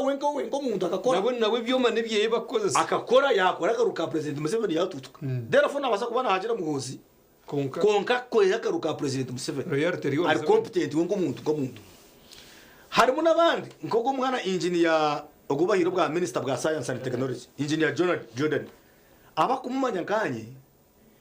no mukozo bwa minister akaburenga kare nobwe akotaro minister owaine nta uri kwinganitsa na wentasa ni waine company mu Uganda eri investing mu majuta dairiza abantu batajyansiye kumitana imirimo kandi imirimo mirunje timu y'umupira aina timu y'umupira so in other words ogo muntu Jordan no muntu kandi uwo mukugu kandi engineer kandi nakaruka president Museveni wakakaronda therefore nawe kukorofanya kuba minister nabaza kuba bwa minister butungira merit not because muna hajira PRU so nabwo eco muteza program niyenda kuhumuriza abanya-Uganda ngwice nkaba abantu abakoganiza government nitwenda kwakira on behalf of opposition nitwenda kwakira cabinet imutwire kandi kubamanyisa ngo mutwikirize kubamanyisa ngo mutwikirize tubahabure mututabahabura mukatusiba inabaziritira za message ngo nagamba hajwa ngo nagira hada binaringa haba nibikiri nibaza ko njya kuyiza ko kana mazuba mutakatuma bihome ijo government abamwe tukabatera abamwe turabaterera karuru konka nimwe mu kumwe mu ruho nitego kugera neke kiro konka nibyo mutwikirize nkaba leading opposition kana cyo tugambe tuhakanise kandi tugire dikoramu muri kimahisa ngo utakanjuma na ngita kakujuma utakambera na ngita kakubehera kuko nakugamba amazima utakandi nkando musha yambehera no uri minister ikiza bakugambeho konga bakugambeho positively ninga amazima na wa uri minister na itishe no kuzativanga kubera nokireba ndacyo tikikire kubera bembezo bitu ekindi abatezi bakaruru muhe pressure ha parliament muhe pressure nyingi abembezo bitu abembeze mukabatera karuru okubara biro niko barabireho kuko ari mwaberundiri baka yaba baretire waraje mukabatera yaba kwire t-shirt ukamutera yaba muhire mutwaro ukakutera karuru okuyara biro karabo kongo muntu kwija kuzika rero muketorore modoka ye mukashwankenwa mwene nibagenda imodoka ngwe modoka ya MPR ngai bajerundo ho bagitegereza ekindi parliament wanoje gato kigabe umuhingu teteragiriro cyo kubaninga are campaigns twitiansi abantu abatunjire myebe obwebembezi bakore umuntu naye ko parliament ahurira ngo MP ya ngurwe kumesi bangu ya hanike bishani ngoruna gabo za kalenda HDP wanogira ngo parliament naza yata no stabo parliament okura ngo bushaya yata gabo za kalenda so mukore kiragiro kikuzibira are campaigns because campaigns ni zihuza abantu bitu abantu bitu barugo mu Misiri baguma mu training center bine ngoma bategereze moto kempangera ije no yakubeye n'umutumbi nibaterekeshe ngo ngo twakushemererwa ngo wakureta no hamuri Yesu bakutaka ngo naenda karuru kumba ino mtumbi kuno sijara fo imwe nimba shaba ngo ba MPs nyoki ngo batera umuranga ekiragiro cyo kubanza mu kimara bandizo muzibira abantu gukora are campaigns nizishisha abantu ntwenda gukora ihangani twenda ngo bantu baze gukora imirimo yabo konkati mwakiriza abantu bakazo mu are campaigns niwe MP noza kuza pressure for all the 5 years kino cyo gakora abantu nga tuzamyaka mushanju costume se nafa abantu mushanju ushangu bono ngo bazike therefore why ngo zike abantu mushanju no henroti no uzikiri hako buri hantu no ikahende kikemwe uyiruka muyana ronda ki urimo kuba stable umuntu akureba amisho in the pressure orwara ba accidents zira kuba nyingi munonga ba MPs bitu ntubenda twenda ngo mufe nimwe misho gitu nimwe bembezi bitu nitwenda ngo mujye mwatukorera duya tubabuze finally parliament ni mpango bari bombeka parliament iri ku kirege just look parliament iri ku kirege mpango h'umunonga bari no bajombeka iri kuwa parliament iri bakajombeka ngo sitamesa abantu 95 hata bari mu ni ba MPs bitano na mweto tukaje ngo ba MPs bitano na ni bingi munonga kandi bingi babusha habwo kuba tukabe twetanga MPs nkiga na 5 okay echango munonga 200 konka twatanga twireba MPs bitano turunza muri rukaga hati abo nabacu yari kandi buri MP for example ni badakumeye motoka ya miliyoni 200 buri MP na minister ni bakumeye motoka ya miliyoni 200 kandi bamwongera motoka ndisho na prime minister nabanye motoka mukago kandi bakumwongera miliyoni 200 zo kugura motoka konka niyo nabuza tractor yo kuhinga ngukagwa nabuza ambulance yo kuzo mu irwaru ngukagwa so ninyenda kubashaba ngo ba MPs muzuramisho mwecha batwire mu parliament kumwe abakazi nimbashaba muke mu kushambana ni kugambira mazima abakazi abinji mu giro parliament amakagafu ama nkareba atiko ya member parliament omwe akagira ati nkazo parliament gina makama ganje marunji ntaka giro parliament nkabanye no muri mugwanje nkaba nyineru zaro ya nyine family hatiya bansinjire primaries amakomuka umushaka genda tinchi bwine murimo ati mbwenu parliament yeji ni frizo byatwire shwenkuru mbwenu ni mbashaba mwazayo mukore cyabatwire mureke kuzunguza bibunu mureke kuzina za dansi mureke kuraro umudansi mukore cyabatwire mumanye mukama nuba kuryo mukazo bonirota oine baro uwashwigwe turashubwa Ruganda turashubwa MPs bona nibaza kubabya ngo batwara trips rero muzawo muze kuzimba muze nabashije amanya Ruganda bakazibunga nabashije bari ko parliament bashwera bakaza abandi bashwera bakaza abandi ukareba ugo washwire member parliament washwire Julius babiri yasiga umukazi wamaze mu babiri babona bwine yashwera Julius babiri tunabona MP nimba chaba mwaye ko parliament mukore cyabatwara zesento ko bakushira umukazi wa kabiri mwegende sereze kuzo mbintu ebikubaza kubaretera stand kandi abantu bakushira kubikora abinji nibahendera kubi noreba ugo mukaza kasingwa karuru no mushaya yasingwa karuru hati na magogo na Anita noreba bakoze shazanje wazitambura bakagokana barebe yabe bayita otherwise yoni beneza birunji abantu banyacishenyi umuri rukunjiri no muri nyacishenyi muri rukunjiri yes yoni sibura abantu umuntu nyacishenyi muri rukunjiri kanungu twineyo mushara bamweta bero ni muhijugwa na bamande barero batureba abanyacishenyi kirimbe bakizambara baha barero batureba abantu mu kijungu abantu mu kijungu bamuroka batureba bari muronka ba producer bitu ba Sara ba Ivani nabandi bona bari kutuhereza kacyanzu kumana tugamba ebitwagamba byo bishuba mutusasire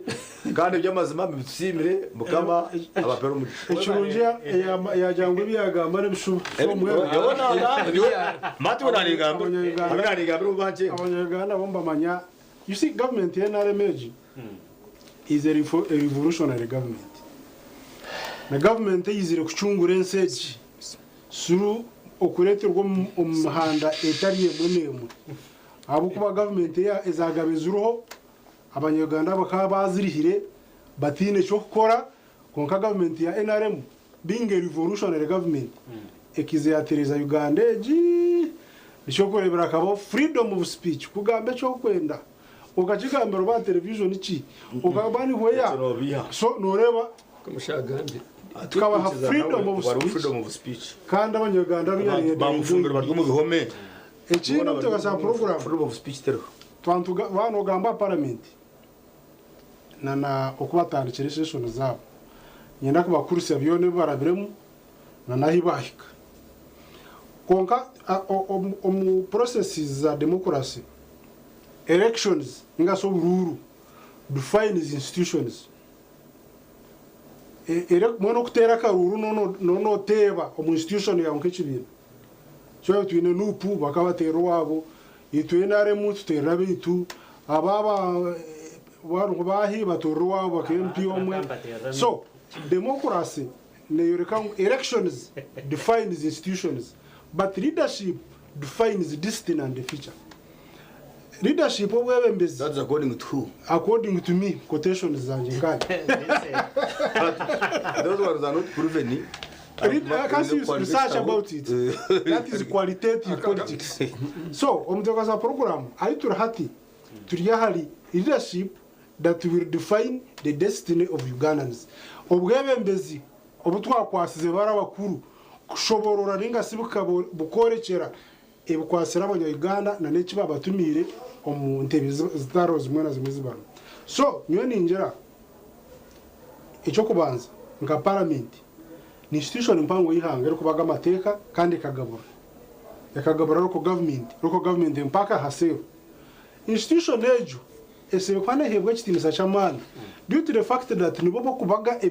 kubaga embera ero kugoverning ihanga kandi kahereza no buhereza abantu. So twatwine members ba parliament batine businje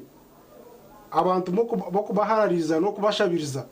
mutabahire time ninga sobwiri bwo kuzakora ibirajuro na no kwereza ukugabura suru budget na nebindi numuzakuretere nkorambi yicanje citu muhereza bembeze banyubwire mubahereze ona no kwabura nangumbe mbetero mu ciko za district n'andi batunje byo gamo parliament bazwekereje bicyoka byabo muri cyo kubaharariza no kubashabiriza abo ko baje ishahi turumu niyo kudelivering tiyo kugura waragi tiyo gurachi niyo kwereza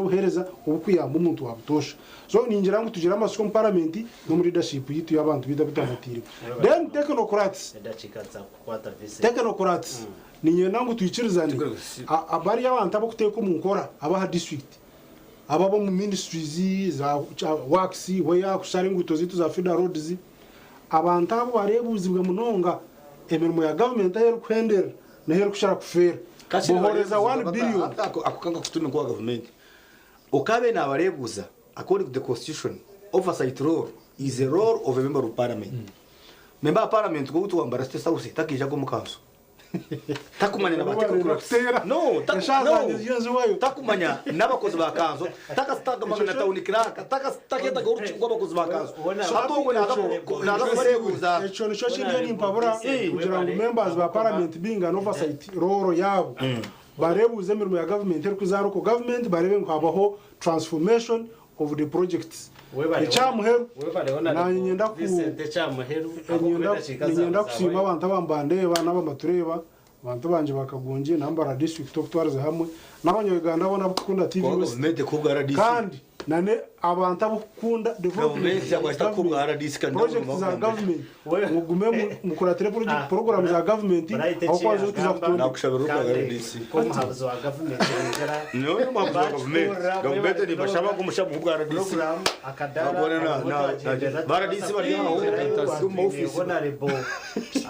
Muza honorable Christopher abaho na honorable Vincent Tebekine kurgo menare mu secretariat na nyumtebe kanisariya sabitugusa